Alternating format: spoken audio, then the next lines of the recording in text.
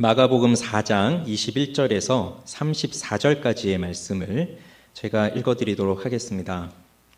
또 그들에게 이르시되 사람이 등불을 가져오는 것은 말 아래에나 평상 아래에 두려함이냐 등경 위에 두려함이 아니냐. 드러내려 하지 않고는 숨긴 것이 없고 나타내려 하지 않고는 감추인 것이 없느니라. 들을 귀 있는 자는 들으라. 또 이르시되 너희가 무엇을 듣는가 스스로 삼가라. 너희의 헤아리는 그 헤아림으로 너희가 헤아림을 받을 것이며 더 받으리니 있는 자는 받을 것이요 없는 자는 그 있는 것까지도 빼앗기리라. 또 이르시되 하나님의 나라는 사람이 씨를 땅에 뿌림과 같으니 그가 밤낮 자고 깨고 하는 중에 씨가 나서 자라되 어떻게 그리 되는지를 알지 못하느니라. 땅이 스스로 열매를 맺되 처음에는 싹이요 다음에는 이삭이요 그 다음에는 이삭의 충실한 곡식이라. 열매가 익으면 곧 낫을 대나니 이는 추수 때가 이르렀음이라. 또 이르시되 우리가 하나님의 나라를 어떻게 비교하며 또 무슨 비유로 나타낼까. 겨자씨 한 알과 같으니 땅에 심길 때에는 땅 위의 모든 씨보다 작은 것이로되 심긴 후에는 자라서 모든 풀보다 커지며 큰 가지를 내나니 공중의 새들이 그 그늘에 깃들일 만큼 되느니라. 예수께서 이러한 많은 비유로 그들이 알아들을 수 있는 대로 말씀을 가르치시되 비유가 아니면 말씀하지 아니하시고 다만 혼자 계실 때에 그 제자들에게 모든 것을 해석하시더라. 아멘. 기도하겠습니다. 하나님 아버지 감사합니다. 이제 하나님의 말씀을 듣습니다. 우리의 마음을 부드러운 마음이 되게 해주시고 또 좋은 땅과 같은 마음, 또 들을 귀가 있는 마음 되게 해주셔서 오늘도 주시는 말씀으로 내가 어떠한 사람이었는지를 보게 하시고 또 하나님의 나라가 어떠한 것인지를 깨닫게 하셔서 그 소망으로 이 세상을 살아갈 수 있도록 새로운 힘을 허락하여 주옵소서. 잠옷실에서 예배하는 자에게도 하나님이 은혜를 베풀어 주시고 그래서 말씀만이 우리의 소망이요 우리가 살 길인 것을 깨닫게 하여 주옵소서. 예수님의 이름으로 기도합니다. 아멘. 초등학교 때 운동회를 하거나 소풍을 가면 빠지지 않고 하는 게임이 있었는데요. 그 게임이 보물찾기입니다. 보물찾기 다 해보셨나요? 보물을 잘 찾으시나요? 그런데 저는 이상하게 보물이 제 눈에는 안 보이더라고요. 그래서 보물을 찾으러 흩어지잖아요, 아이들이. 그래서 보물을 찾아오라고 하는데 전 진짜 무슨 보물을 숨겨놨는 줄 알고 그런 보물을 아무리 찾아도 없는 거예요. 그런데 애들이 보물이라고 찾아서 오는 걸 보니 종이 쪼가린 거예요. 아, 저 종이를 찾아야 되는구나 하고 또 찾으러 다니는데 아무리 찾아도 저는 못 찾겠더라고요. 이상하게 제 눈에는 안 보입니다. 여러분은 잘 찾으셨어요? 이제 시간이 흘러서 보물을 찾는 입장이 아니라 보물을 숨기는 입장이 되었죠. 교회에서 어떤 프로그램 있을 때 아이들 행사하다 보면 아이들 프로그램 할 때 보물찾기를 했어요. 그래서 제가 보물을 숨깁니다. 여러분 어디에 보물을 숨기겠습니까? 죽어도 못 찾는 자리에다 숨기겠어요? 아니면은 좀 잘 찾을 수 있는 그런 곳에 숨기겠어요? 저도 비록 제가 보물을 잘 찾지는 못했지만 그래도 제 상식선에서 이 정도에 숨겨두면 찾을 수 있겠다 하는 곳을 찾아서 숨겼습니다. 그런데 꼭 저 같은 애들이 있더라고요. 못 찾는 애들이 있어요. 그러면은 어디 가봐 이렇게 이제 귓속말로 해줘서 가면 애들이 찾아오고 그래요. 이 보물찾기가 뭐죠?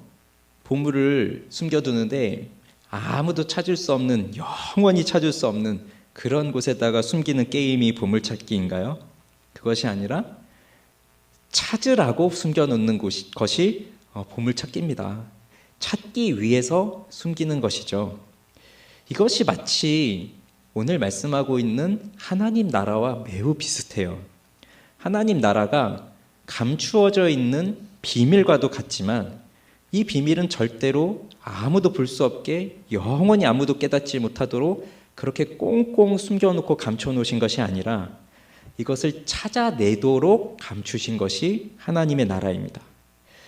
그리고 예수님이 오늘도 여러 가지 비유를 말씀을 하시면서 이 하나님 나라의 비밀이 어떻게 우리에게 나타나고 있는지를 가르쳐 주고 계신데 지난주는 씨 뿌리는 자의 비유를 들었잖아요. 예수님께서 비유로 가르치시는 것이 사람들에게 쉽게 이해하도록 풀어서 가르쳐 주신 게 아니라 아직은 감추어 있는 자들에게 보기는 보아도 알지 못하고 듣기는 들어도 깨닫지 못하게 그렇게 감춰 두신 것이지만 또 그 하나님께서 택한 자들에게는 그 비밀을 가르쳐 주시면서 그것을 전하면서 살도록 사명을 주셨다는 것을 우리 지난주에 함께 말씀을 나눴어요.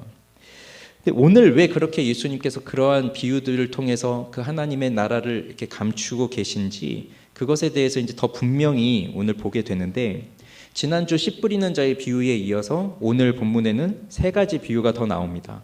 등경 위에 등불을 두는 비유, 그리고 뿌려진 씨에 대한 비유, 그리고 겨자씨에 대한 비유, 이 세 가지 비유가 오늘 더 나옵니다. 그래서 마가복음 4장에 4개의 비유가 나오고 있습니다. 오늘 우리는 이 비유를 살펴보면서 이것이 지금 우리에게 어떻게 적용되고 있는지, 특별히 하나님의 나라가 어떠한 것인지 살펴보고자 합니다. 자, 첫째로요, 등경 위에 두는 등불 비유입니다. 자, 21절을 보시면요, 예수님이 질문을 하세요. 한번 여러분도 한번 이것을 읽어보면서 또 한번 답을 해보세요. 스스로 속으로. 그들에게 이르시되 사람이 등불을 가져오는 것은 말 아래에나 평상 아래에 두려 함이냐. 자, 이 질문에 어떻게 대답하시겠습니까?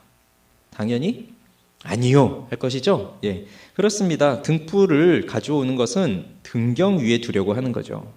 예수님이 이 말씀을 하시던 당시를 생각을 해보시죠. 지금처럼 전기가 있고 그런 시대가 아닙니다. 해가 지면 칠흑 같은 어두움이 몰려옵니다. 저를 비롯해서 여기 대부분의 분들은 나면서부터 전기가 있던 시절에 태어났기 때문에 밤에 그렇게 캄캄한 것을 잘 경험은 못 해봤을 것 같아요. 저도 정말 전기 없는 캄캄함을 20대 이후에 처음 경험했던 것 같습니다. 어디 기도원에 갔었는데 이상하게 기도원이 밝은 거예요. 밤인데.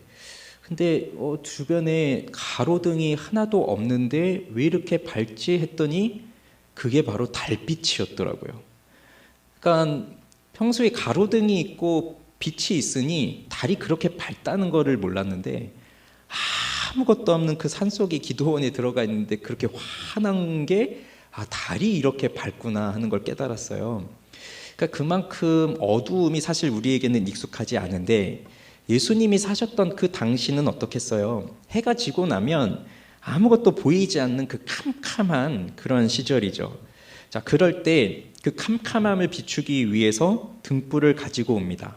당시 사용하던 등불은 식물의 열매에서 기름을 짜서 그 기름을 이런 작은 접시 같은 데에 이제 담고 거기에 헝겊이나 천 같은 걸로 만든 심지를 담아서 불을 붙이는 아주 작은 보잘것없는 불이죠. 그런데 이 작은 그 심지에서 나오는 불꽃이 우리 손톱만한 그러한 크기의 불꽃이라고 해도 해가 지고 아무 빛도 없는 그 캄캄한 어둠 속에, 그리고 자기가 살고 있는 그 방 안에 그 작은 등불 하나 놓아두면 이것은 정말 눈 뜨고 있으나 보지 못하는 그 모습으로 살아야 할 우리들에게 보이게 하는 아주 소중한 그러한 빛이었을 겁니다. 그런데 그러한 등불을 가지고 와서 어디에 두겠어요? 말 아래에 두겠습니까? 여기 말이 뭐죠? 그 우스갯소리로 어떤 목사님이 이 본문을 설교하다가 말 아래에 두면 말이 배가 뜨거워서 펄쩍펄쩍 뛰니까 그거 어떡하냐, 그 말을 동물 말로 생각을 하신 거예요. 아무도 안 웃으시네요. 그 동물 말이 아니라 우리 곡식 같은 거 잴 때 그 부피를 재는 그 도구 있잖아요. 그릇. 그걸 말이라 그러잖아요. 한 말, 두 말. 그러니까 우리나라 말은 한 마리에 한 18리터 된다고 하는데, 여기 지금 예수님 당시에 나오는 이 말은 로마 시대에 쓰던 건데 모디오스라는 거예요. 이건 한 8.75리터 정도 되는, 그 정도 담을 수 있는 바구니입니다. 바구니. 그러니까 그릇이죠. 그런 그릇 아래에다가 등불을 놓으면 뭐 하겠습니까? 그게 가려져 버리니까 필요가 없는 거죠. 평상 아래에 둔다는 거, 평상은 침대를 말하고 있는 거거든요. 침대 아래에 두면 뭐 하겠습니까? 그러지도 않습니다. 그러니 그건 오늘날도 마찬가지죠. 등을 어디에 답니까? 다 보니까 천장에 달려 있죠, 위에. 또 아니라고 하시는 분도 있을 거예요. 요즘은 거의 간접등이 유행이더라고요. 그래서 저희 교회도 아일랜드 식탁 보면 그 밑에 간접등 있는 거 아세요? 그리고 여기 뒤에도 간접등이 이렇게 있습니다. 우리 교회의 간접등이 이거 디자인하신 분이요, 십자가라고 해서 이렇게 하신 거거든요. 불 다 끄고 요렇게, 그다음 저 TV 쪽에 그것만 딱 켜면 이렇게 십자가 모양의 불이 나와요. 그런 간접등을 요즘은 많이 다니까 등을 침대 밑에 둘 수도 있죠. 그 말 아래 둘 수도 있죠. 간접등의 효과로 얼마나 멋있습니까? 그럴 수 있겠지만 예수님 당시에 빛이 없는데 그 무슨 빛을 가지고 간접등을 쓰겠습니까? 그게 아니죠. 그래서 어디든지 보일 수 있는 곳에 등을 달아서 그 등이, 그 빛이 환하게 어두움을 비출 수 있도록 하는 겁니다. 그러면서 하시는 말씀이 드러내려 하지 않고는 숨긴 것이 없고 나타내려 하지 않고는 감추인 것이 없느니라, 이런 말씀을 하세요. 이 말씀을 계속 읽어보세요. 처음에는 이게 알 것 같았지만 계속 읽다 보면 이게 그래 무슨 뜻이야? 무슨 뜻이야? 계속 알쏭달쏭해집니다. 수수께끼 같은 말이에요. 그런데 그냥 딱 읽고 그냥 거기서 끝내버리세요. 그러면 너무 쉬운 말이에요. 그러니까 숨길 것이 있다는 겁니까? 감출 것이 있다는 말입니까? 아니에요. 자기가 숨기려고 하지 않는다면 숨길 것도 없고 감추려고 하지 않는다면 감출 것도 없어요. 등불은 감추려고 가져온 것도 아니고 숨기려고 가져온 것도 아니니까 그 등불은 드러나기 마련이다, 그 얘기를 하시는 겁니다. 감출 수 없다는 그 얘기를 하시는 겁니다. 그리고 그 등불이 바로 하나님의 나라를 말하고 있는 것입니다. 톰 라이트라고 하는 신학자가 예수님이 만약에 오늘날 이 시대에 이 비유를 하신다면 이렇게 말했을 거라고 해요. 마이크를 들고서 아무도 자기 목소리를 듣지 못하도록 이렇게 마이크가 있는데 거기다 손수건을 대고 비밀리에 조용히 하세요, 하나님의 나라는 이렇습니다, 이렇게 말한다고 해서 그것을 못 듣는 사람이 아무도 없다, 그런 것처럼 하나님의 나라는 드러나게 되어 있다. 그 비유, 그런 비유라고 하는 겁니다. 오늘날로 치면. 예수님께서 귀신을 내쫓으실 때 경고하셨던 게 뭐였죠? 가서 말하지 말아라. 또 병 고침 받은 사람들한테 경고하셨던 것도 가서 말하지 말아라, 그거였어요. 지금은 가서 말하여도 사람들이 이해를 할 수 없었던 그런 때였습니다. 그리고 마가복음 9장에 가면 변화산 사건이 나와요. 예수님 베드로와 야고보와 요한만 따로 산에 데리고 올라가셨는데 거기서 예수님이 빛나도록 변화되시고 엘리야와 모세와 함께 대화하시는 그 모습을 베드로와 야고보와 요한이 봅니다. 그리고 그것을 마치고 산에서 내려오실 때 그들에게 하셨던 말씀도 인자가 죽은 자 가운데서 살아날 때까지 본 것을 이르지 말아라, 그 말씀을 하셨어요. 그러니 하나님의 아들께서 사람의 몸으로 오셨고요, 아기로 태어나셨고요, 성장의 과정을 거치셨고요, 목수의 아들로 살아가시다가 때가 되어 공생의 사역을 시작하십니다. 그때에 하나님의 나라가 가까이 왔느니라라고 말씀을 선포하셨어요. 그런데 아직까지는 지난주 봤던 이사야의 예언처럼 듣기는 들어도 알지 못하고 보기는 보아도 깨달을 수 없는 그러한 상태였지만 예수님께서 십자가에서 죽으시고 부활하시고 승천하시고 다시 성령을 우리에게 보내주셨을 때, 그리고 나서는 이 모든 것들이 온 세상 천하에 다 드러나는 것들로 나타난다는 것을 마치 이 비유를 통해서 말씀하고 계신 겁니다. 그래서 하나님의 나라는, 이 복음이라고 하는 것은 사람들에게 영원히 감추기 위해서 주신 것이 아니라 모두가 찾도록, 모두가 찾을 수 있도록, 모두가 볼 수 있도록 그렇게 드러난 것이 하나님의 나라예요. 그런데 결국 이 하나님의 나라를 어떻게 볼 수 있을까요? 누가 이것을 보여줄 수 있을까요? 바로 우리 그리스도인들을 통해서입니다.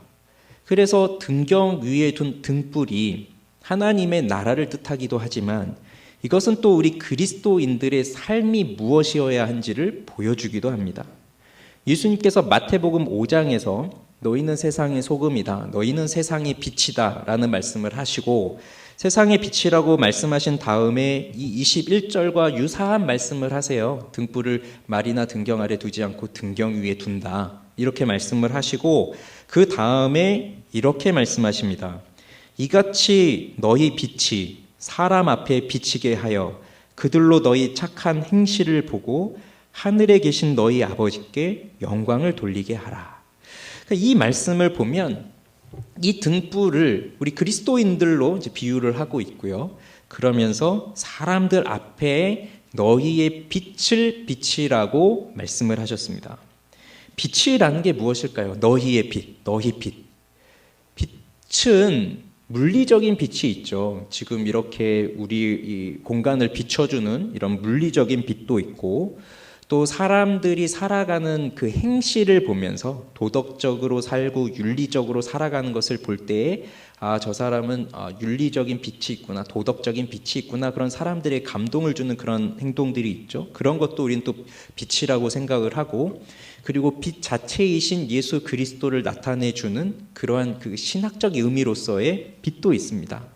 너희 빛을 비추라고 했을 때 그런 무리들이 뭐 다니면서 항상 그 손전등을 들고 다니고 랜턴을 들고 다니고 그러면서 빛을 비추라는 건 아니잖아요. 이건 물리적인 빛이 아니라 우리의 삶을 통해서 윤리적인 빛과 신학적인 빛이 드러나야 된다는 것을 말하는 것이에요. 그런데 이 빛이 어떻게 나타납니까? 진짜로 사람들에게 영향을 줄 수 있는 참된 빛은 그 예수 그리스도를 만나야만 나타나는 빛이에요. 빛의 근원이 되신 예수 그리스도를 만나고 그분의 말씀을 들었을 때 그분의 말씀이 우리 속에 들어와서 지금은 그 빛이 없었던 어두움 가운데 있어서 온갖 것들이 다 흐트러져 있습니다. 보이지 않으니 질서 있게 정돈되어 있을 수가 없어요. 그러니 이 생각 저 생각 이것들이 이런저런 것들이 꽉꽉 둘러싸여 있는 그 어두운 우리의 마음에 말씀의 빛이 들어오면서 그러면서 우리의 삶의 질서를 정돈시키고 우리의 가치들을 정돈시키고 그 정돈된 질서를 따라서 살아갈 수 있게 돼요. 그렇게 살아가게 되면서 윤리적인 빛이 나타나는 것이죠. 윤리적인 빛이라고 하는 것 또한 내가 착하게 살아야겠다, 내가 도덕적으로 살아야겠다 결심을 하고, 물론 그렇게 선천적으로 착한 성품이 있어서 사는 사람들도 있지만 그러나 그것을 통해서 참된 빛은 보여줄 수 없어요.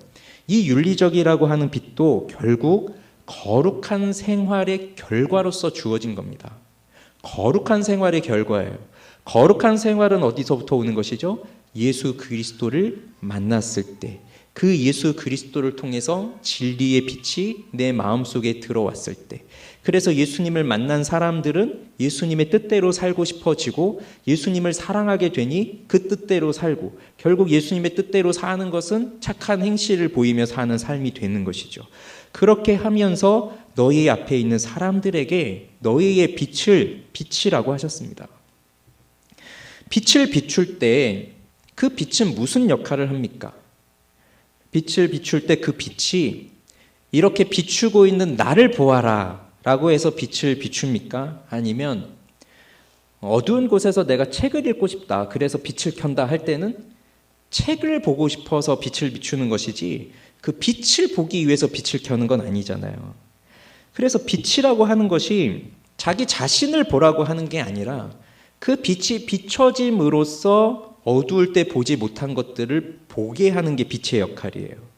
캄캄한 바다 위에 등대가 하나 떠 있을 때 그 등대는 내 빛이 얼마나 예쁜지 보거라 라고 그 배에 있는 항해하는 사람들에게 그걸 자랑하는 게 아니라 이 빛을 보고 제대로 길을 찾아가시오, 그것을 알려주는 것과 같죠.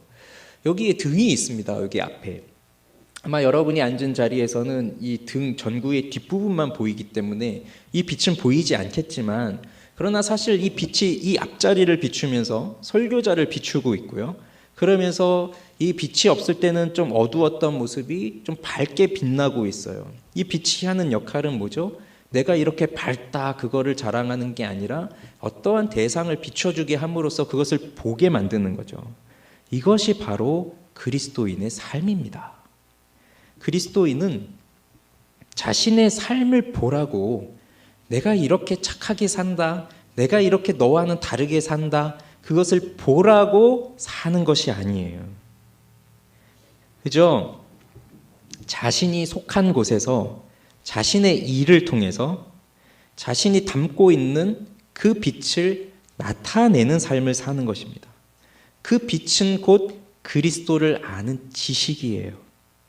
그래서 그리스도를 알기 때문에, 그리고 그리스도를 사랑하기 때문에, 그래서 살아내는 거룩한 삶이 곧 그 빛이에요.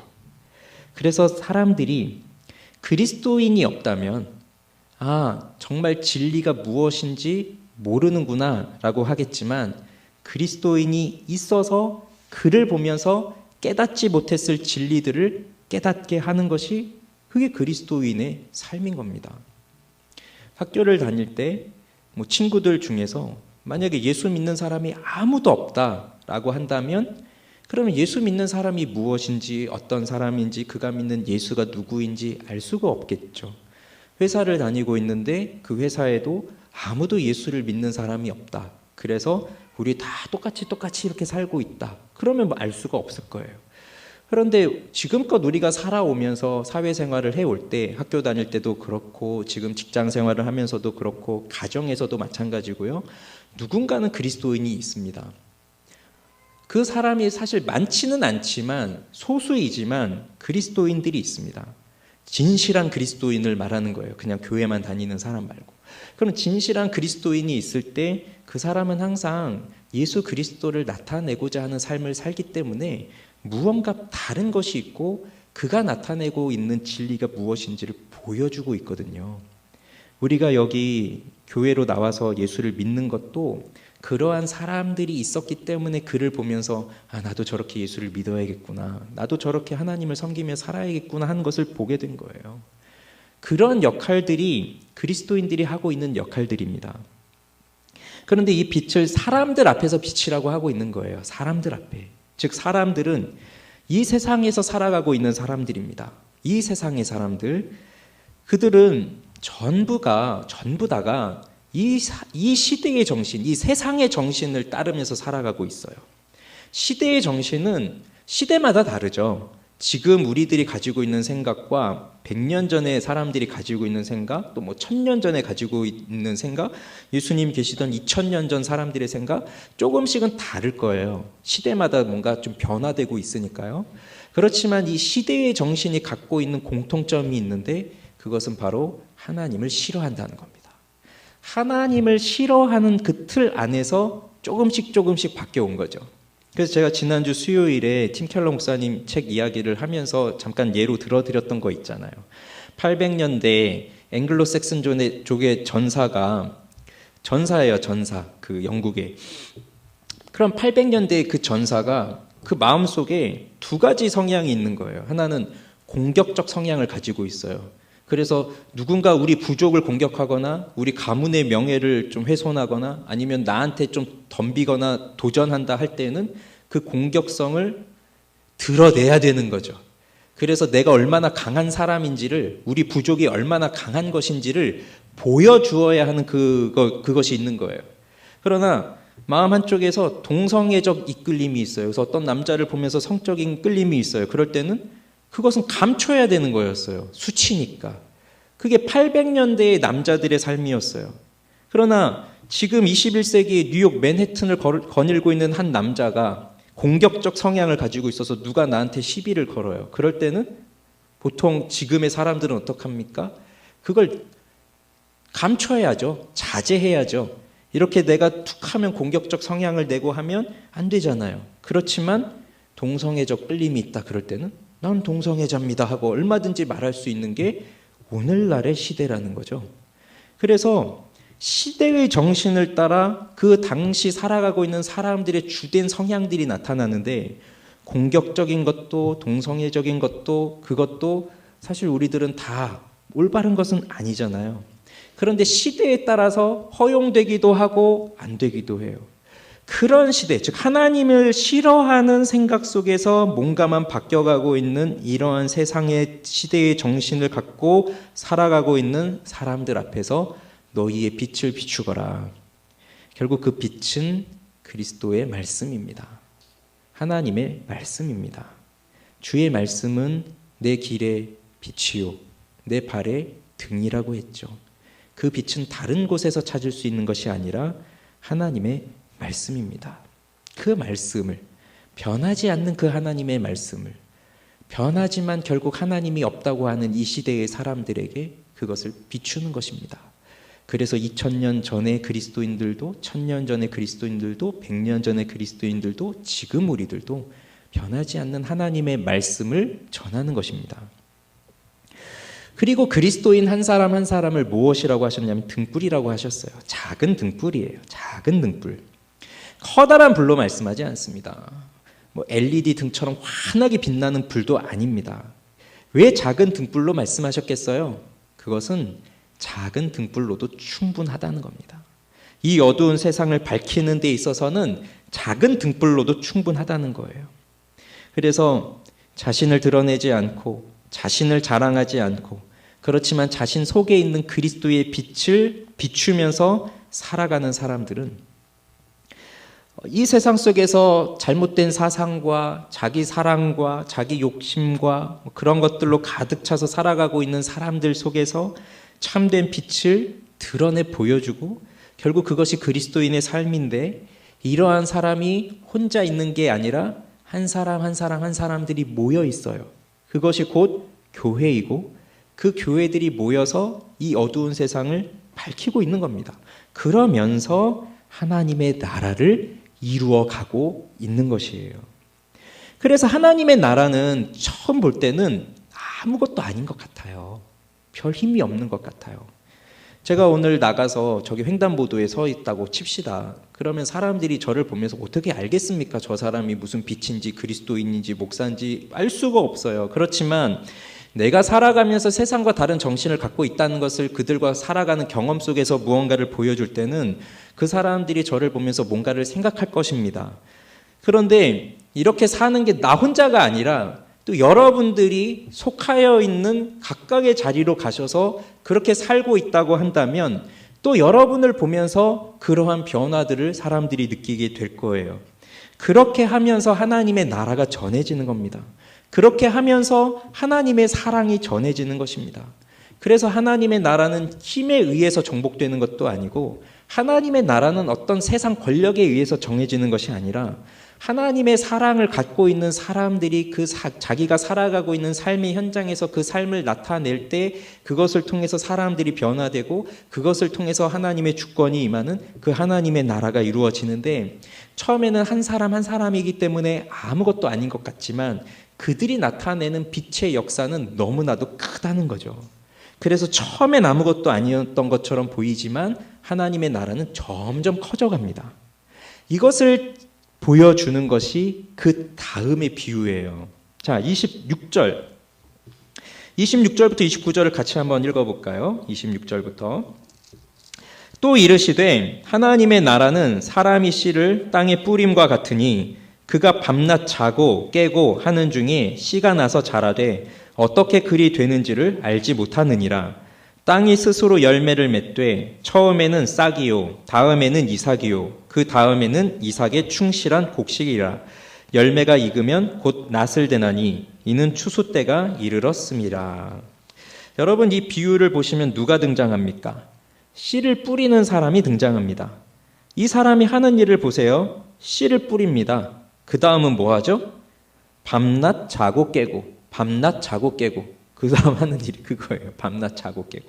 그 다음에는요, 이제 낫을 대는 거죠. 추수하는 거죠. 그래서 여기 이 비유를 보면 씨 뿌리는 사람은 그렇게 중요하게 언급되지 않아요. 그럼 뭐가 중요한 겁니까? 씨입니다. 씨. 그 씨 자체를 중요하게 여기고 있는 겁니다. 그 씨가 가지고 있는 씨의 능력. 그러니까 이 비유는 그걸 말하고 싶은 거예요. 씨를 심어 보셨나요? 우리 학교 다닐 때 과학 실험 때도 콩 심고 이런 거 했지만 씨를 심어 보셨고 농사를 실제로 좋아하셔서 이렇게 하시는 분도 계신데 그런데 그 땅 속에 흙 속에 들어가 있는 씨가 어떻게 변해서 어떻게 그 씨가 이렇게 싹을 틔우고 이렇게 하는지 그거를 보실 수 있나요? 네, 보실 수 있어요. 요즘은 요즘은 보실 수 있어요. 어떻게? 유튜브에 검색하면 다 나옵니다. 예전에 그 씨가 땅속에서 씨가 이렇게 뿌리를 내리고 하는 영상을 우연히 봤던 기억이 있어서 어제도 설교 준비하면서 영상을 찾아봤어요. 근데 찾아보면 다 나와요. 투명한 이런 데 흙을 담고 여기다 씨를 담아가지고 그 씨가 이제 몇 배속 빠르게 이제 해서 그 어떻게 자라는지요. 그 씨에서 제일 먼저 뭐 하얀 실 같은 게 막 이렇게 나오더라고요. 그게 뿌리더라고요. 그러면서 뿌리가 쫙 나오는데 처음엔 하나 시작됐지만 그게 쫙 퍼지면서 땅을 그냥 쫙 이렇게 퍼져가는 거예요. 많은 씨들이. 그러면서 그것만 하고 있느냐? 그렇지 않아요. 이제 또 그게 이제 위로 나오면서 흙을 뚫고 나와서 쭉쭉쭉 자라는 거예요. 가지가 되고 줄기가 되고 잎이 나고 꽃이 나고 결국은 열매가 나고 그런 과정을 요즘은 유튜브 그런 영상들이 있으니까 보고서 알 수 있지만 예수님 당시에 땅속에 씨를 심고 이 씨가 어떻게 변해서 이 잎이 나고 열매가 되는가 하는 것을 어떻게 볼 수 있겠습니까? 그러니 그 씨 뿌리는 사람은 그 씨가 어떻게 열매를 맺고 하는지를 알 수가 없다. 그걸 모른다는 거예요. 그런 다음에 하시는 말씀이 땅이 스스로 열매를 맺되라고 하고 있습니다. 스스로. 이 스스로라고 하는 말이 아우토마토스라고 하는 말인데요. 그리스어로 아우토마토스. 아우토 하면 딱 떠오르시죠. 연상이 되죠. 아우토. 오토. 예. 이 자동적이라는 말이에요. 이게 그리스 말로. 그러니까 이 씨가 스스로 그러니까 자동적으로 맺는다는 거예요. 그거는 사람이 씨를 뿌렸지만 뭐 사람이 거기다가 뭔가를 해서 그 씨가 자라는 게 아니라 그 씨 자체가 가지고 있는 생명의 능력으로 자라게 되어 있다는 거예요. 사람의 힘으로 뿌리를 내리고 자라는 게 아니라 그 씨 자체가 가지고 있는 생명의 능력으로 자동적으로 자라난다는 것을 말하고 있습니다. 그러면서 이 비유를 통해서 예수님께서 말씀하고자 하시는 것이 바로 그런 거예요. 하나님의 나라가 그렇다. 씨를 뿌린 사람은 밤낮 자고 깨고 밤낮 자고 깨고 그래서 이거 이제 잘못 적용하시면 그래 우리가 씨를 뿌리는 사람이야. 그래 그럼 우리는 밤낮 자고 깨고 하다 보면 알아서 자동적으로 뭐가 다 되겠지 이렇게 생각하시면 그렇게 적용하시면 안 돼요. 씨를 뿌린 사람의 역할은 따로 있습니다. 그것은 뒤에 가면 그 추수할 때 되면 이제 낫을 된다고 하잖아요. 추수한다고 하잖아요. 그때까지 뭐 하겠습니까? 밤낮 자고 깨고는 그 사람의 일상의 삶을 나타내 주는 것이지만 그 씨를 뿌린 사람이 가만히 있는 거 아니잖아요. 여러분 농부가 그렇게 바쁜 거 아시죠? 제가 농부가 아니어서 몰랐지만 국내 아울리치를 해마다 다니면서 정말 깨달았어요. 정말 바쁘구나 농부는. 쉬는 날이 없더라고요. 우리야 일요일 하면 쉬고 빨간 날 되면 쉬지만 그분들은 쉬는 날 없어요. 비 오면 비 와서 일하고 해 뜨면 해 떠서 일하고 해 지면 해 져서 일하고 계속 일하시는 거예요. 그렇게 바쁘신데 밤낮 자고 깨고가 아니죠. 근데 거기 뭐가 있습니까? 그렇게 바쁘게 일하는 과정들이 뭐죠? 인내예요. 인내. 그러니까 이 씨 뿌린 사람 사실 인내가 있는 거예요. 여기엔. 그래서 그 시편 126편 제가 참 좋아하는 말씀인데 눈물을 흘리며 씨를 뿌리는 자는 기쁨을 거두리로다. 울며 씨를 뿌리러 나간 자는 반드시 기쁨으로 곡식단을 가지고 돌아오리로다. 이 말씀이 가지고 있는 배경이 그런 게 있어요. 팔레스타인의 그 가물어 있는 그 땅에서 농부가 씨를 뿌리고 해야 되지만 비가 오지 않잖아요. 비가 와야 되는데 뭐 저수지가 있고 그런 게 아니니까 그 당시 팔레스타인이 그 사막에서 그러면 어떻게 한다는 거예요? 이 농부가 자기 눈물을 뿌려서라도 그 땅을 적신다는 거거든요. 그렇게 자기 눈물을 뿌려서라도 이 땅을 적시면 그렇게 하는 사람은 반드시 곡식단을 가지고 온다는 거예요. 그런 배경이 담겨져 있는 거예요. 우리는 하나님 나라의 씨를 뿌리는 사람들이죠. 그래서 씨를 뿌리는데 지난주 비유처럼 뭐 좋은 땅만 만나는 게 아니라 우리가 만나는 사람은 대부분이 길가고 가시떨기고 돌밭이에요.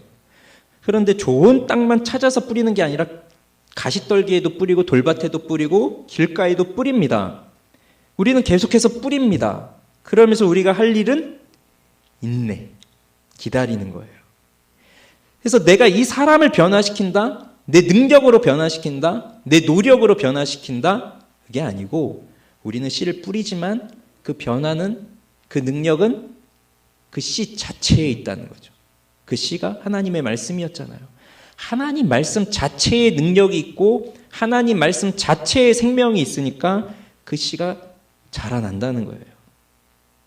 그러면서 그 씨는요, 정말 놀랍죠. 이 작은 씨 하나가 뿌리가 하나 나오는데 그 뿌리가 쫙쫙쫙 퍼져나가요. 뭐 수십 수백 개의 뿌리로 쫙쫙 뻗어나가요. 그러면서 줄기 하나가 생기면서 거기서 이파리 하나 나오는데 그냥 하나에서 끝나는 게 아니라 또 나오고 하다가 꽃을 피우고 하면서 열매가 맺히고, 콩을 봤더니 콩이 그렇게 자랐는데 콩이 이렇게 열매가 맺히는데 그 하나의 씨에서 뭐 수십 개 수백 개 콩알이 열리는 거죠. 너무 놀랍잖아요. 그 씨가 자라나는 것을 방해하는 것들이 많습니다. 벌레가 와서 먹든지, 뭐 가물어서 타 죽든지, 땅에 양분이 없으니 뭐 죽든지, 뭐 여러 가지 방해하는 요인들도 많지만 그래도 그 씨가 가지고 있는 생명력은 그것을 극복해내면서 열매를 맺습니다. 하나님의 나라가 그와 같다는 거예요. 처음에는 너무 작아요. 그리고 하나님의 나라를 방해하는 세력이 너무나 커요. 그렇지만 이 모든 역사의 주권이 하나님께 있기 때문에, 그래서 이 하나님의 나라는 지금까지 중단된 적 없이 지금까지 왔습니다. 우리는 이해할 수 없는 그분의 지혜와 능력으로 하나님의 나라가 완성되어져 왔습니다. 그러니 우리가 할 일은 무엇이에요? 그 하나님의 나라를 소망하면서 오늘도 우리가 속하여 있는 그 자리에서 인내하며 씨를 뿌리고 눈물을 뿌리며 기대하는 것입니다. 그러면 추수할 때가 온다는 거예요. 자, 그 다음 비유 30절부터 32절 한번 읽어보겠습니다. 또 이르시되 우리가 하나님의 나라를 어떻게 비교하며 또 무슨 비유로 나타낼까? 겨자씨 한 알과 같으니 땅에 심길 때에는 땅 위의 모든 씨보다 작은 것이로되 심긴 후에는 자라서 모든 풀보다 커지며 큰 가지를 내나니 공중의 새들이 그 그늘에 깃들일 만큼 되느니라. 여러분 겨자씨 보신 적 있으세요? 겨자씨. 예전에 기독교 백화점 가면 책갈피 같은 게 있잖아요. 그 중에 그 겨자씨 몇 알을 이렇게 넣어서 코팅한 책갈피 같은 것들이 많았어요. 저도 거기서 봤어요, 겨자씨를 처음. 아, 그러니까 정말 작구나, 겨자씨가. 그런데 이 작은 겨자씨가 땅에 심겨져서 자라면 풀보다 크고 공중의 새들이 깃들일 만큼 그늘이 지어지는 그러한 나무가 된다는 거죠. 그래서 그 씨 하나만 보고 있으면 이게 정말 얼마나 클 수 있을까? 여기에서 무슨 위대한 것이 나올 수 있을까? 이런 생각이 들지만 실제로 이 씨가 땅에 심겨져서 거기서 뿌리를 내리고 열매를 맺고 시작하면 커다란 나무가 된다는 겁니다. 우리가 그 그늘에 들어가서 쉴 수 있을 정도의 큰 나무가 된다는 거죠. 그래서 지금 이 세상에 있는 그 수많은 나무들도, 저 산에 있는 그 커다란 나무들도 처음은 다 그런 작은 씨에서부터 시작이 된 거잖아요. 보잘것없는 그러한 것이었지만, 그 누구의 주목도 받지 못하던 것이었지만 나중에는 그렇게 커지는 것이 바로 이 씨의 능력이에요. 프란시스 셰퍼라고 아시는 분도 아실 겁니다. 1940년대 말에 이 셰퍼 부부가 그 미국의 그 기독교 근본주의 신앙을 알리도록 유럽으로 파송됐어요. 그래서 유럽에서 그 신앙을 전파하려고 했지만 그러나 사실 많은 어려움을 겪었습니다. 왜냐하면 그 당시 유럽은 미국에서도 겪지 못하고 있었던 많은 변화들이 그 50년대, 60년대 이럴 때 그 미국에선, 그 유럽에서 그 젊은이들이 그랬었으니까요. 그래서 이 셰퍼가 그런 사람들하고 이제 있으면서 신앙적인 회의도 갖게 되고 하나님에 대한 회의도 갖게 되면서 그랬었어요. 그러다가 다시 이 정통 기독교 교리에 헌신하게 됩니다. 그러면서 이제는 하나님의 나라를 보여줄 공동체를 세우기 시작해요. 그래서 1955년에 스위스의 알프스의 한 작은 마을에 라브리라고 하는 사역을 시작합니다. 단순히 그 대학에 다니고 있는 자기 딸이 친구들을 데려와서 그들하고 밥 먹고 대화하고 하면서 그렇게 시작된 모임이에요. 그런데 그 셰퍼 부부가 그 유럽의 젊은이들, 그 50년대, 60년대 그 유럽에 변화되는 그 신앙을 읽고, 그 정말 신앙을 떠나서 오늘날 우리가 포스트 모더니즘이라고 말하고 있는 그런 부분들을 다 받아들여서 살아가고 있는 그 유럽의 젊은이들하고 부딪히면서 거기서 대화하고 뭐 이렇게 하는데, 그렇게 작은 그 자기 딸 친구들로부터 시작해서 했던 그 일이 이제 친구들, 그 젊은이들을 다 이제 초대한 거예요. 그래서 뭐 자기의 생각이나 뭐 이런 걸 강조하기보다는 그 젊은이들의 생각을 듣고 그들의 관심사를 듣고 그들의 질문을 듣고 그렇게 하면서 자기가 가지고 있는 그들이 질문하고 있는 것에 대한 대답은 오로지 기독교, 하나님의 말씀 속에 있다라고 하는 것을 그들에게 가르치고 이렇게 하면서 그 공동체가 이제 점점 커져갑니다. 그렇게 시작된 작은 공동체가 한 20년 동안 수백 명을 넘어서 수천 명의 청년들이 이 라브리를 거쳐 지나갔고요. 산장도 여러 채로 늘었어요. 도무지 아닐 것 같던 그런 작은 수단이었지만 그것을 통해서 또 아무 일도 이뤄내지 못할 그 죄악된 세상 속에 파묻혀 살아가던 그 청년들이 이 기간 동안에 이분을 만나서 회심하게 되고 그러면서 이 공동체 안에서 기독교의 진리와 사랑을 깨달아가는 그런 일들을 이루었어요. 세상적인 방법으로 한다면 청년들을 가르치려면 뭐 대학을 세우고 학교를 세우고 뭐 이렇게 하겠지만 결국 그렇게 한다는 것은 그냥 상품을 분배할 뿐이지 진정으로 삶을 변화시킬 수 있는 능력은 없잖아요. 그러나 셰퍼 부부를 통해서 수많은 청년들이 변화되었습니다. 공동체가 이루어졌어요. 그러니 처음에는 아주 작게 시작된 것이지만 나중에는 정말 생각할 수 없게 어떤 사역이 다 그렇죠. 처음부터 내가 20년 후에는 이곳을 거쳐간 사람이 수천 명, 수만 명 되게 할 거야. 이런 생각 가지고 시작한 사람이 어디 있습니까?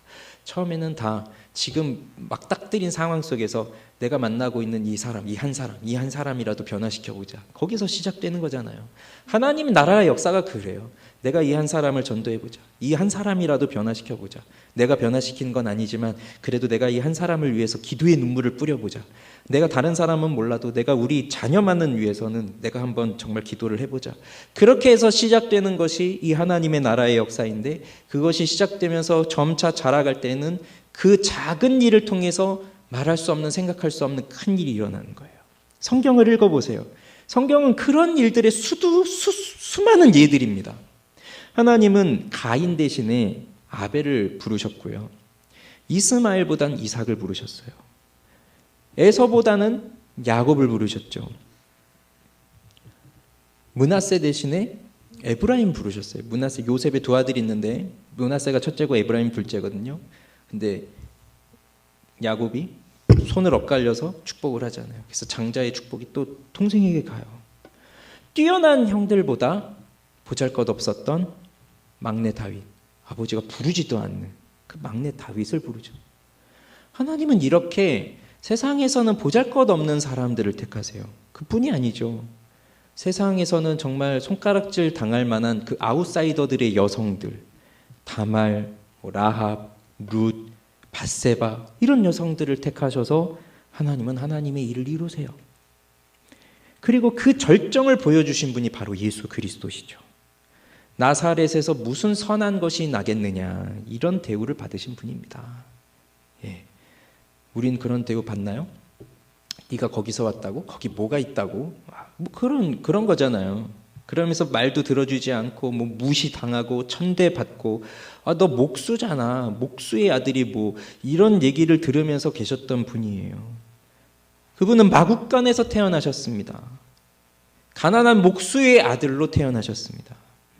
세상 역사 속에 등장하지도 않을 어딘지도 모를 우리도 나사렛이 어딘지 모르잖아요. 어떻게 생겼는지도 모르고. 그런 곳에서 자라신 그분을 통해서 하나님의 나라가 시작이 되었는데 그것에 대해서 누가 알 수 있었겠습니까? 그리고 그분이 공생의 사역을 시작하셔서 사람들의 관심을 받고 사람들이 그를 메시아로 삼으려고 하고 왕으로 삼으려고 하고 수많은 사람들이 그를 따라다니니 그의 사역이 성공적인 것처럼 보였지만 잠시는 그러나 그 사람들에게 붙잡히고 버림받아 십자가에서 죽임을 당하는데 누가 그 십자가에 나무에 달려 죽는 그 사람을 보면서 하나님의 아들이십니다라고 생각할 사람이 누가 있었겠습니까? 그렇지만 작은 밀알이 땅에 떨어져 죽어 많은 열매를 맺는다 한 것처럼 예수 그리스도께서는 그렇게 죽으셨고 그 죽으신 이후에 다시 살아나셨고 그 이후로 하나님의 나라는 지금까지도 분명하게 나타나고 있습니다. 그리고 지금까지도 하나님의 나라는 역사하고 있습니다. 그리고 그분은 모든 민족과 모든 열방에 전파되어져 모든 이름 위에 뛰어난 이름이 되셔서 이 모든 세상을 통치하는 진정한 왕이 되셨습니다. 하나님의 나라를 없애려고 얼마나 사탄이 얼마나 많은 시도들을 해왔는지를 생각해 보십시오. 초대교회 때를 보십시오. 예수를 죽이는 것에서부터 시작해서 이제 부활하고 그 제자들이 그 도를 전하기 시작하니 사람들을 잡아 가두고 때리고 심지어 죽이게 하고, 그러면서 그 당시 예수 믿는 사람들은 경제 활동하지 못하도록 철저하게 소외시키고 왕따시키고 그러면서 살지 못하게 하는 그러한 시도들을 끊임없이 해왔지만, 그러면 사탄은 이렇게 위협하고 죽이면 이 종교는 없어지겠다 생각했겠지만, 그렇게 하면 할수록 그리스도인들은 더 흩어져서 이 그리스도의 복음을 전하였고 지금까지 왔어요. 비록 시대에 따라서 어떤 때는 세상과 타협하기도 하고, 그렇게 해서 그 어떤 단체보다도 교회가 타락하기도 하고 하나님의 나라가 없어져 가는 것처럼 보여지는 그러한 어두움의 시대도 있었지만, 또 그때마다 하나님은 곳곳에 하나님의 말씀을 깨닫는 사람들을 세워두셔서 그들을 등불로 활용하셔서 종교개혁의 불을 일으키게 하시고, 그러면서 오직 하나님의 말씀으로 오직 예수 그리스도를 믿는 믿음으로 살아가야 된다는 것을 끊임없이 전파하게 하셨고, 그 결과 지금까지 우리들에게 온 겁니다. 우리가 살고 있는 이 시대는 어떻습니까? 하나님 없습니다. 사람들에게. 하나님 중요하지 않습니다. 내가 중요하죠. 하나님이 계시다면 그 하나님도 나를 위해 존재하는 신일 뿐이에요.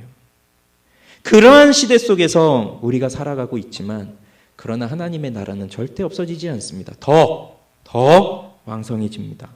이것이 우리가 소망하는 하나님 나라입니다. 처음에는 작지만, 처음에는 보잘것없지만, 그래서 처음에는 아무도 이것을 통해서 위대한 일이 일어날 거라고 생각하지 않지만, 그러나 하나님의 나라는 우리가 상상할 수 없을 정도로 크게 확장되어지고, 그리고 그 완성을 향해서 나아가고 있습니다. 그것이 하나님의 나라입니다. 그럼 마지막 적용을 해보죠. 자, 33절과 34절 오늘 마지막에 보시면 이렇게 말씀합니다. 읽어보겠습니다. 예수께서 이러한 많은 비유로 그들이 알아들을 수 있는 대로 말씀을 가르치시되, 비유가 아니면 말씀하지 아니하시고 다만 혼자 계실 때에 그 제자들에게 모든 것을 해석하시더라. 이 말씀을 보면 예수님께서는 그들이 알아들을 수 있는 대로 말씀을 가르쳐 주셨다고 하고 있습니다. 그리고 제자들에게는 이 모든 것을 해석해 주셨다고 하고 있습니다. 비유는 사람들에게 감추기 위해서 비유로 말씀하시는 것이지만, 그러나 아까 처음에 말씀드린 것처럼 찾도록 감추신 거잖아요. 그러니 사람들에게 들을 수 있도록 그들이 들을 수 있는 대로 말씀을 가르쳐 주셨고, 그리고 택한 자들에게는 그것을 다 해석해 주셨다는 거예요. 우리가 하나님의 부름을 받고 우리가 하나님의 택함을 받았다면 하나님은 우리가 들을 수 있는 대로 가르쳐주고 계시고, 그리고 그것을 이해할 수 있도록 해석해 주신다는 거죠. 그런데 그렇기 때문에 우리가 무엇을 해야 됩니까? 그 말씀을 잘 들어야 되는 거죠. 자, 23절부터 25절을 제가 한번 읽어드려 볼게요. 이건 아까 등경 위에 등불을 올리는 비유에서 예수님께서 여기서 이제 이런 말씀을 하셨는데, 들어보세요. 23절부터 들을 귀 있는 자는 들으라. 또 이르시되 너희가 무엇을 듣는가 스스로 삼가라. 너희의 헤아리는 그 헤아림으로 너희가 헤아림을 받을 것이며 더 받으리니, 있는 자는 받을 것이요 없는 자는 그 있는 것까지도 빼앗기리라. 자, 이거 쉽게 말해 이런 말입니다. 얘들아, 너희들 지금 내가 하는 말 잘 들어라. 너희가 하고 있는 그 헤아림으로 너희도 헤아림을 받을 것이고 더 받을 것이다. 헤아림이 뭡니까? 헤아림. 이거는 그 당시에 자예요, 자. 길이를 재고 측정하는 자. 너희가 가지고 있는 그 자로 너희도 측정을 받을 거다. 그 얘기예요. 그리고 더 받을 것이다. 그런데 자, 너희가 측정하듯이 너희도 측정을 받을 것이다. 그럼 누구에게서요? 누구에게 측정을 받는다는 거예요? 너희가 헤아림을 받을 것이다. 이때는 주어가 생략되어 있지만 그 주어는 하나님입니다. 이게 신적 수동태예요. 하나님이 그렇게 하신다는 거예요. 그러니까 너희가 헤아림을 받을 것이다. 하나님께. 그러면 헤아린다는 건 뭡니까? 너희가 가지고 있는 그 헤아림. 즉 살아가면서 우리도요. 살아가면서 누군가를 판단해 본 적이 있을 거예요. 다 내가 가지고 있는 기준들이 있잖아요. 그래서 그 기준을 가지고 저 사람 판단하는 거죠. 예. 저 같은 사람이 그런 걸 이제 잘하죠. 야, 저 사람 신호를 안 지켜? 진짜 그러면 안 되지만 가끔 이렇게 막 제가 가끔씩 정말 교통 경찰이 되고 싶을 때가 있어요. 근데 저렇게 운전을 해? 가다가 펑크나 나라 막 진짜 실제로 이제 그렇게 속으로 생각도 하고 막 그런단 말이죠. 그러니까 우리는 살면서 누구나 다 그런 헤아림, 그 판단 기준을 가지고 나하고 잘 맞지 않거나 아니면 내가 생각하는 도덕적 기준에 맞지 않거나 그러면 판단을 하는 거죠. 헤아리는 거죠. 그런데 그것으로 너도 판단을 받을 것이다. 그리고 더 받을 것이다. 하나님 앞에서. 그렇게 우리가 남을 판단하고 비교하고 해왔던 것처럼 하나님도 우리가 이제 마지막에 하나님 앞에 섰을 때 그렇게 받을 것이라는 거죠. 무섭습니까? 두렵습니까? 그런데 사실은요, 이게 우리를 겁주려고 하시는 말씀이 아니에요. 제가 느끼기에는 겁주려고 하시는 말씀이 아니라 오히려 하나님 말씀으로 나와라, 그 얘기를 하시려고 하는 거예요. 말씀 앞으로 나와라. 왜 그렇죠? 들을 귀 있는 자는 들어라. 있는 자는 더 받고 없는 자는 그 있는 것도 빼앗긴다. 그것은 하나님의 말씀을 잘 들어라 그러면 많이 받는다, 그 얘기잖아요. 지금 그 얘기를 하는 겁니다. 그런 이건 우리를 겁주려고 하시는 말씀이 아니라 초청하시는 거예요. 내 말을 잘 들어라. 내 말을 잘 들어라. 초청하시는 거예요. 들을 귀 있는 자는 들어라. 9절에도 있고요. 23절에도 있습니다. 그러면 이 말씀을 들으면 여러분은 무슨 생각이 듭니까? 들을 귀 있는 자는 들어라. 이 들을 귀가 뭐냐? 난 들을 귀가 있나? 뭐 그런 생각하지 않겠어요? 이 들을 귀는 우리가 나면서부터 가지고 있는 이 귀가 아니라 하나님의 말씀을 깨달을 수 있는 그 영적인 귀를 말하겠잖아요. 그러면 나는 정말 이 귀가 있나? 난 들을 귀가 있나? 난 없는 것 같은데? 그러면 내가 들을 귀가 없으면 들을 귀 있는 자는 들으라 했으니 그럼 나 같은 사람은 듣지 말라는 얘기군. 이러실 겁니까? 아니면 나도 들을 귀가 좀 있으면 좋겠다. 좀 생겼으면 좋겠다. 그렇습니까? 우리 중에 어떤 분은 이미 들을 귀가 있는 사람, 그러니까 그분들은 좋은 땅이죠. 좋은 땅. 이미 하나님께서 택하셔서 성령의 은혜로 거듭나게 하시고 그 말씀을 깨닫게 하시는 그 은혜가 있는 그 좋은 땅이 된 사람들이죠. 그런 분도 계시고, 또 어떤 분은 그러한 상태에 있었다가 지금은 여러 가지 이유들 때문에 잠시 좀 귀가 이렇게 막혀버렸어요. 그래서 들리지 않아요. 그런 분도 계시고, 어떤 분은 아직은 내가 내 마음이 그런 좋은 땅이 되진 않았지만 또 그렇게 되고 싶어하는 그 간절한 마음, 나도 좀 그렇게 되고 싶다. 그런 들을 귀가 좀 생겼으면 좋겠다. 귀가 좀 영적인 귀가 뚫렸으면 좋겠다. 그런 생각을 가지고 계신 분도 계실 거예요. 그러니까 우리는 다 같지 않습니다. 여기 계신 분들은 저를 비롯해서 우리 모두는 신앙의 상태, 영적인 상태가 다 다르기 때문에 우리는 똑같지 않아요. 그래서 이런 말씀을 들을 때 어떤 사람에게는 그래 나 들을 귀 있어 하고 안심하는 사람도 있겠지만 어떤 사람은 나는 들을 귀가 없구나 하고 낙심에 빠질 수 있어요. 그렇지만 그 둘 다 올바른 자세는 아닙니다. 내가 들을 귀 있다고 나 스스로 판단하면 뭐 하겠습니까? 그것은 자만에 빠질 뿐이고, 내가 들을 귀 없다라고 해서 낙심에 빠지면 또 뭐 하겠어요? 그러면 또 하나님을 불신할 뿐이죠. 그러니 이미 들을 귀를 가지고 계신 분들은 하나님의 은혜 때문에 그렇게 된 것이고, 또 그렇게 되기를 간절히 소망하고 있는 사람들은 또 그 은혜가 필요한 것이고, 그리고 아무 생각 없이 그냥 나는 와 있다라고 하시는 분들도 은혜가 너무나도 필요한 거예요. 그래서 지금 제가 말씀드리는 이 세 가지가 정말로 우리에게 필요합니다. 첫째는 순수한 하나님의 말씀이 필요해요. 그 씨가 말씀이잖아요. 그 순수한 하나님의 말씀이 우리에게 있어야 돼요. 그런데 그것이 우리에게는 무엇으로 주어지나요? 성경으로 주어집니다. 성경. 그러니 하나님의 말씀을 들으려면 귀를 파는 게 아니라 성경을 펴고 성경을 읽으셔야죠. 그리고 설교를 통해서 하나님이 또 이렇게 성경에 있는 말씀들을 또 풀어서 또 말씀을 전해 주시죠. 그리고 또 우리 믿음의 선배들이 정말 훌륭한 많은 선생님들이 이 수많은 시간들 속에서 많은 책들을 기록해 주셨어요. 그러니 성경을 읽으면서 이해할 수 없는 부분들을 그런 책의 도움을 받으면서 또 말씀 앞에 설 수가 있는 거죠. 그러니 우리는 말씀이 없습니다 라고 핑계를 댈 수가 없어요. 하나님의 말씀이 우리에게는 너무 많이 주어져 있어요. 그런데 순수한 하나님의 말씀이어야 합니다.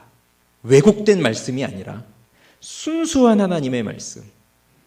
그래서 제가 여기서 설교를 하지만 여러분은 저를 위해서 기도 많이 해주셔야 돼요. 순수한 말씀을 전하도록, 왜곡된 말씀이 아니라. 그렇게 해서 그 말씀 가까이에 여러분들이 계셔야 됩니다. 그러면 자, 그 다음 이제 뭐가 필요할까요?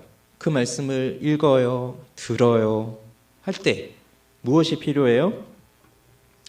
깨달음이 필요한 겁니다. 깨달음.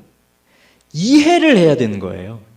그냥 읽어서 끝나는 것도 아니고, 그냥 설교 시간에 앉아 있어서 끝나는 것도 아니고, 책을 내가 몇 권 읽었다 그게 아니라 여기서 이 말씀이 무엇인지를 이해하는 깨달음이 있어야 된다는 것입니다. 여러분, 영적 침체에 빠져 있거나 아니면 교회는 오래 다녔지만 그런데 아직도 하나님 나라의 비밀이 뭔지를 잘 모르겠거나, 예수 그리스도가 나를 위해 무엇을 하셨는지 잘 모르겠거나, 복음의 능력이 무엇인지를 모르겠거나 하는 사람들, 명목상의 신자라고 하죠. 교회는 다녔는데 잘 모르겠는 사람들, 이런 분들의 특징이 뭐냐면 하나님의 말씀을 깨달으려고 하는 의지가 없어요. 의지적인 노력이 없는 거예요. 말씀은 가만히 있는데 깨달아지는 건 아니잖아요. 우리가 공부할 때 그냥 책 펴놓고 앉아만 있으면 되는 게 아니라 그걸 읽고 외우고 그걸 어떻게 이걸 하나, 그 계속 우리가 계속 공부하고 연구하고 이해하고 해야 그 시험도 볼 수 있고 이렇게 하잖아요. 말씀도 그렇죠. 그냥 우리가 성경 놓고 가만히 있다고 해서 갑자기 뭔가 푹 하고 떨어지고 이런 게 아니라 이것을 읽으면서 이게 무슨 뜻일까? 이것이 무엇을 말해주는 것일까? 그것을 이해하려고 하는 그 의지적인 노력이 있어야 깨달음이 생기는 거죠. 갑자기 툭 하고 떨어지는 게 아니라. 그러니 그 과정이 인내하는 과정이에요. 인내하는 거, 그러면서 읽고, 처음부터 어떻게 다 알겠습니까? 그러니까 또 배우는 거죠. 또 배우면서 생각하게 되는 거죠. 생각하면서 그 생각이 더 깊어지면서 묵상하게 되죠. 그 묵상을 하다 보면 내가 어떠한 사람인지를 또 돌아보게 되죠. 그럼 나 같은 사람에게 하나님은 또 어떻게 하시는가를 또 말씀에서 또 찾아가는 거죠. 그렇게 깨닫고자 하는 그 의지적인 노력이 필요해요. 그런데 세 번째가 제일 중요합니다. 그렇게 의지적인 노력을 하신 분들은 다 아실 거예요. 결국은 내 노력에도 한계가 있구나. 어떻게 하죠? 그래서 가장 중요한 것은 성령의 일하심입니다. 성령께서 우리에게 임하셔야 돼요. 성령이 하시는 가장 우선적인 사역이 뭔지 아십니까? 하나님의 말씀을 깨닫게 하시는 일입니다. 병 고치고 방언 주고 그것이 아니라 성령의 우선적 사역은 말씀을 깨닫게 하시는 일이에요. 그래서 우리가 이 순수한 하나님의 말씀을 가까이 두고 읽고 배우고 듣고 할 때에, 내가 그것을 깨달아 보려고 의지적인 노력을 할 때에, 그때에 성령께서 임하여 주셔서 나로 하여금 깨닫게 해달라고 우리가 간절히 구할 때, 그때 성령은 우리에게 임하여 우리에게 깨달을 수 있는 그 은혜를 주시는 겁니다. 성령께서 누구에게 오시겠어요? 아무 생각 없이 있는 사람한테 오시겠어요? 사모하는 사람에게 오십니다. 찾는 자에게 오십니다. 그러니 우리는 그 성령의 은혜를 구해야 되죠. 사람들은 생각지도 못하는 그 하나님의 나라, 여러분 그것을 알고 싶지 않습니까? 그리고 나도 그 나라에 속하여서 살고 싶지 않습니까? 그러려면 하나님의 말씀을 듣는 사람들, 들을 게 있는 사람들이 되어야 하고, 그 깨달음이 있는 사람들이 되어야 합니다. 그러나 이것은 내 능력으로 되는 것이 아니기 때문에 아까 말씀드린 그 하나님 말씀 앞에 서는 것과 또 의지적인 노력도 필요하지만, 정말 하나님이 나를 불쌍히 여겨주셔서 내게 그 은혜를 깨닫게 하여 달라고 하는 그 간절한 기도를 날마다 하나님 앞에 드리면서 나아갈 때에 이 씨 하나가 그렇게 커질 것이라고 하는 것을 아무도 알 수 없었던 것처럼, 그렇게 그 하나님의 말씀이 아무것도 아닌 것 같은 나 같은 사람에게 임하여서 나를 통하여서 큰 역사를 이루어 가게 될 것이에요. 여러분 그것을 믿으시면서 그 말씀 앞에 여러분 자신을 드리기를 원합니다. 나도 너무나 작고 보잘것없지만 나는 등불이 되어서 이 세상을 밝힐 수 있는 사람입니다. 하나님의 영이 임하시면요. 하나님의 말씀이 여러분 속에 있으면요. 그러니 오늘도 그 말씀 속에서 깊이 그 말씀 안에서 살아가는 우리 모두가 되기를 주님의 이름으로 축원합니다.